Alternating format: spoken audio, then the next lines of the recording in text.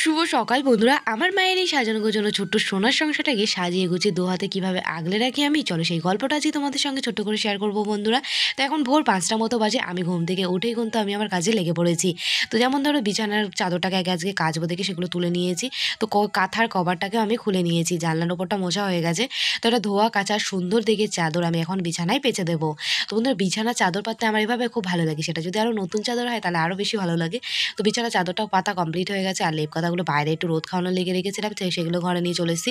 তো এখন ঘরের ভেতরগুলো সুন্দর করে ঝাঁট দিয়ে নেবো। তো কাচাকুচির জন্য যা জামা কাপড়গুলো বের করেছিলাম সেগুলো রেখে এসেছি কলে, এখন ঘরটা ঝাঁট দিয়ে নিই চলো। তো ঘরটা ঝাঁট দিতে দিতে আজকে তোমাদের সুন্দর একটা ছোট কমেন্ট বলি বন্ধুরা। দিদি, আমার নামটা নিয়েও প্লিজ, দিশা মল্লিক। দিশা বোন, তোমার নামটা খুব সুন্দর। থ্যাংক ইউ দিশা বোন, আমাকে এত সুন্দর একটা কমেন্ট করার জন্য। আমার তরফ থেকে রইলো তোমার জন্য অনেক অনেক ভালোবাসা।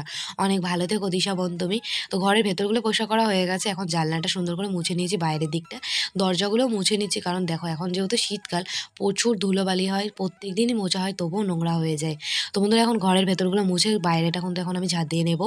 তো আমার মায়ের এই সাজানো গোছানো ছোট্ট সোনার সংসারে রোজ সকালে আমার এই কাজগুলোই থাকে। বন্ধুরা, ভিডিওটা ভালো লাগলে একটা লাইক করে দিও, আর তোমাদের নামগুলো কমেন্ট করে বলো। টাটা।